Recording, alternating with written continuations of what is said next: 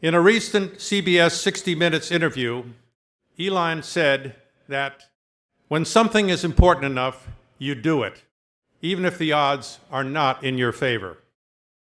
In his intimidable style, Elon followed this guiding principle when creating SpaceX. This past month, SpaceX successfully launched the Dragon space capsule on top of its Falcon rocket. And Dragon successfully docked at the International Space Station, simultaneously launching a new era of commercial space flight. As an inventor, entrepreneur, visionary, and relentless dreamer, Elon has proven over and over that his dedication to advancing science and engineering is boundless.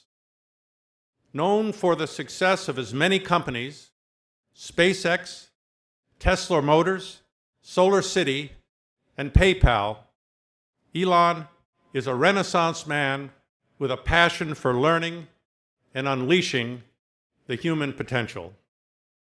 Today we welcome Elon to Caltech as a friend, a fellow engineer, and a mentor to our students. Please join me in welcoming Mr. Elon Musk.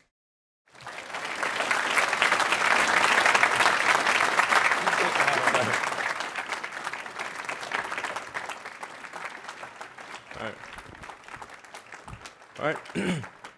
Well, I'd like to thank you for leaving crazy person out of the description. So I thought, I was trying to think, what is the most useful thing that what could I say that could actually be helpful or useful to you in the future? I thought I'd perhaps tell the story of how I sort of came to be here. How did some of these things happen? And maybe there's some lessons there, because I often find myself wondering, how did this happen? So when I was young, I didn't really know what I was going to do when I got older.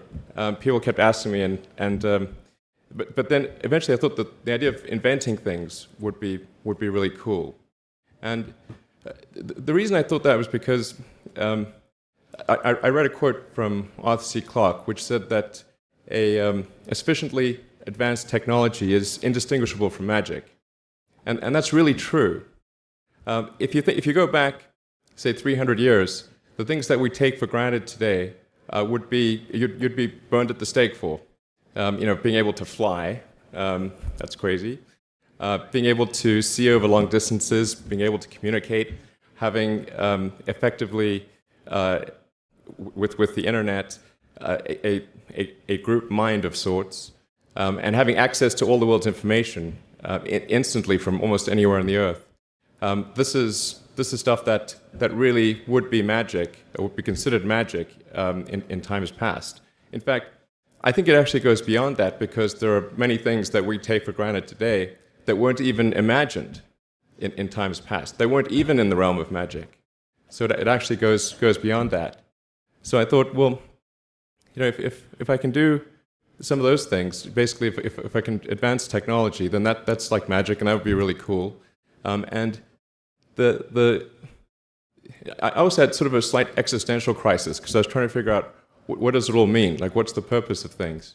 And I came to the conclusion that if we can advance the knowledge of the world, if we can do things that expand the scope and scale of consciousness, then we're better able to ask the right questions and become more enlightened, and that's really the only way forward. So I studied physics and business, because I figured in order to do a lot of these things, you need to know how the universe works, and you need to know how the economy works, and you also need to be able to bring a lot of people together to work with you to create something, because it's very difficult to do something as an individual if it's a significant technology.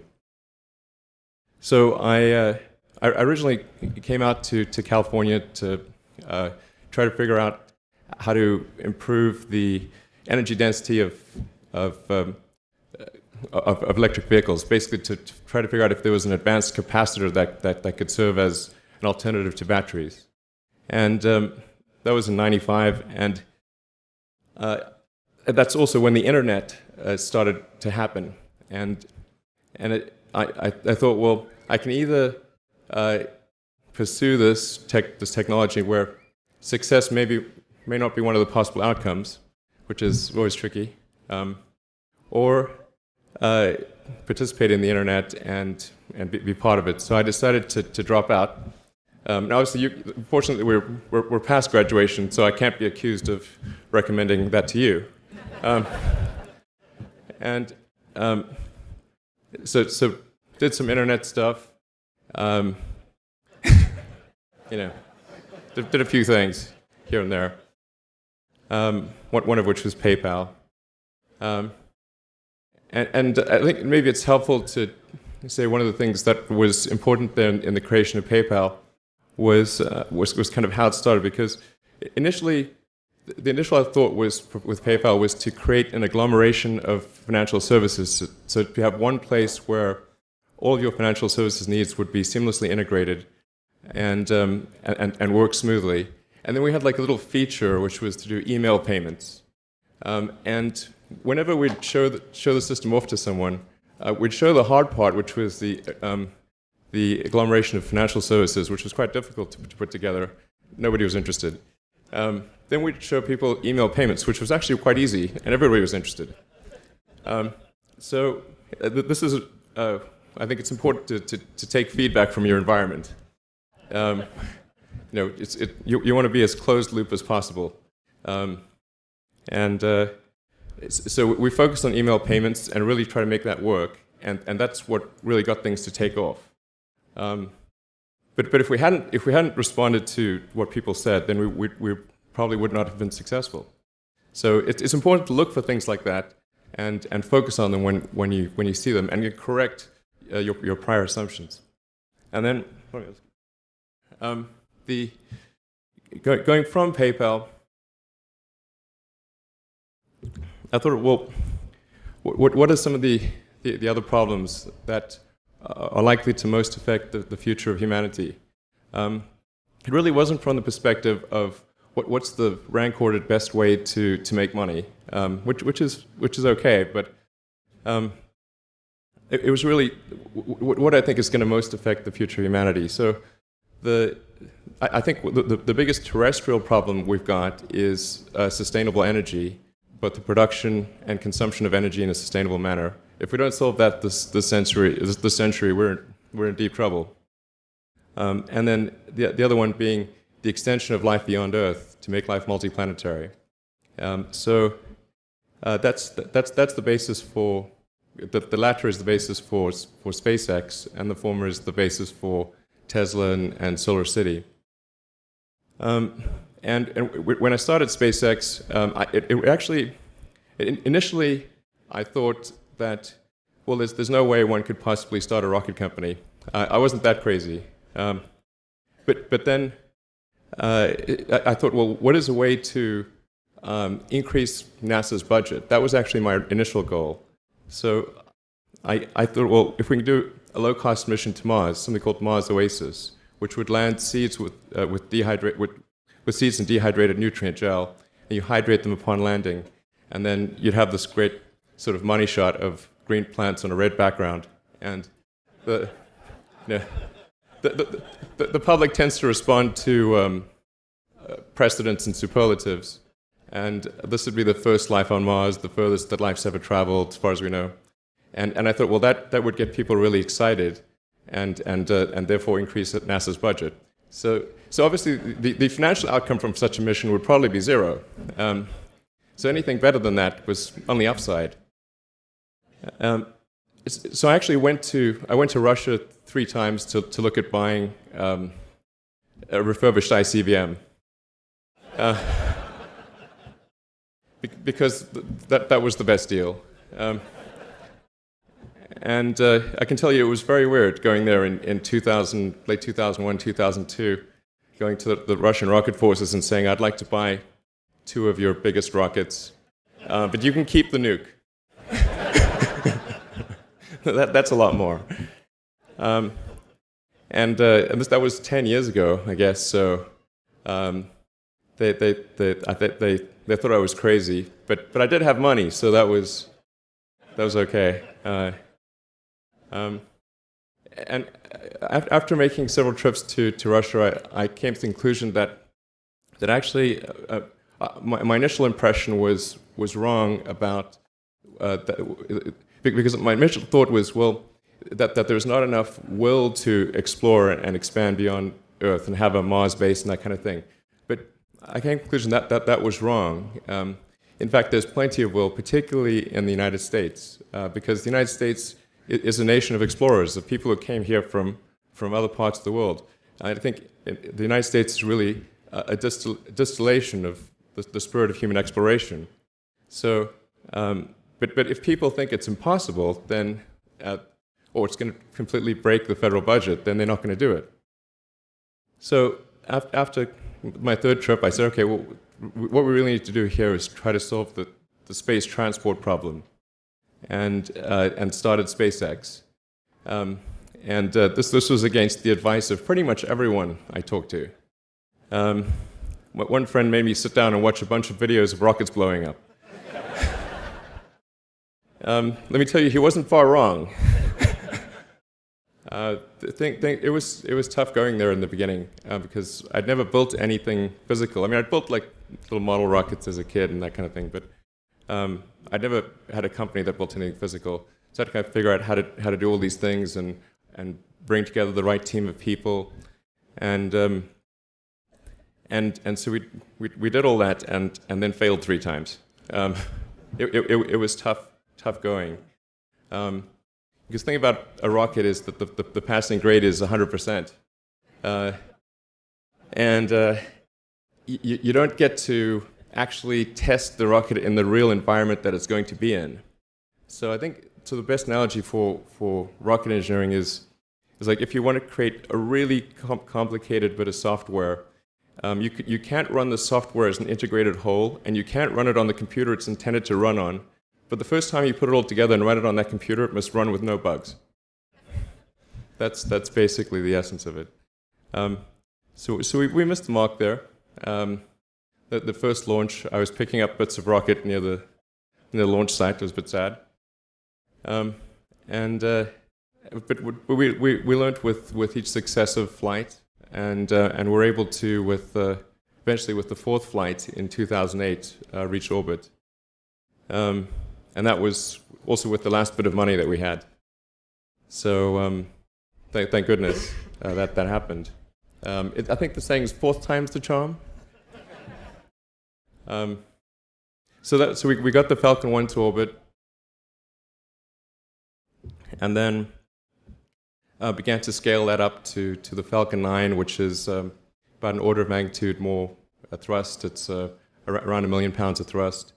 And we managed to get that to orbit, and then developed a Dragon spacecraft, which recently was able to dock and return to Earth from the space station. That was...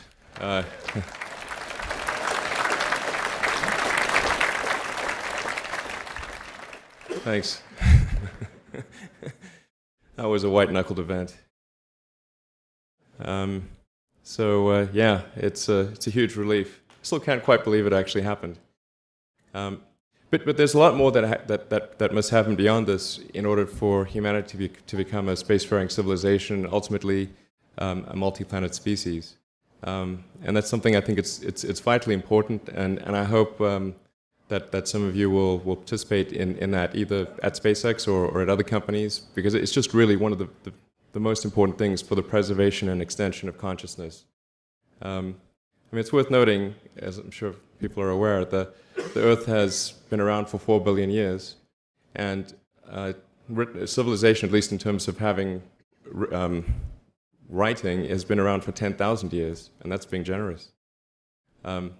So it's really somewhat of a tenuous existence that civilization and consciousness, as we know it, has been on Earth, and I think. I'm actually fairly optimistic about the future of Earth, so I don't want to sort of people to have the wrong impression that I think we're all about to die. I think things will most likely be okay for a long time on Earth, but not for sure, but most likely. but even if it's sort of 99% likely, a 1% chance is still worth spending a fair bit of effort to ensure that we've backed up the biosphere, planetary redundancy, if you will.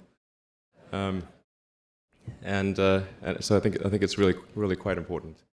And in order to do that, there's a breakthrough that needs to occur, which is to create a rapidly and completely reusable transport system to Mars, which is one of those things that's right on the borderline of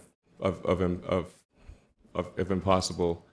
But that's sort of the thing that we're going to try to achieve there with SpaceX.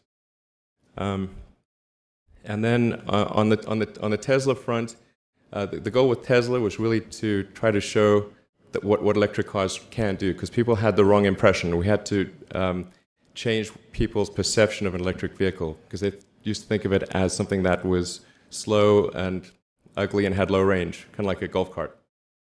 So that's why we created the Tesla Roadster, to show that you can be fast, attractive, and long range.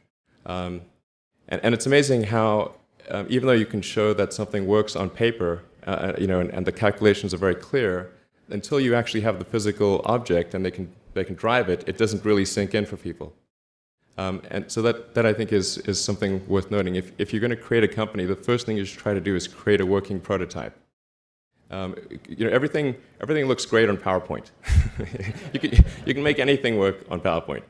But if you have an actual demonstration article, even if it's in primitive form, that's much more effective for convincing people. So we made the Tesla Roadster, and now we're coming out soon with the Model S, which is a 4-door sedan. Because after we made the Tesla Roadster, people said, "Oh, sure. We always knew you could make a car like that. It's an expensive car, and it's low volume, and it's small, and all that. But you couldn't make a real car." Like, okay, fine. I got to make that too. So that's coming out soon. Yeah. So that's the, I think the where things are, and hopefully there are some lessons to be drawn there. But I think the overarching point I want to make is that you guys are the magicians of the 21st century. Don't let anything hold you back. Imagination is the limit, and go out there and create some magic. Thank you.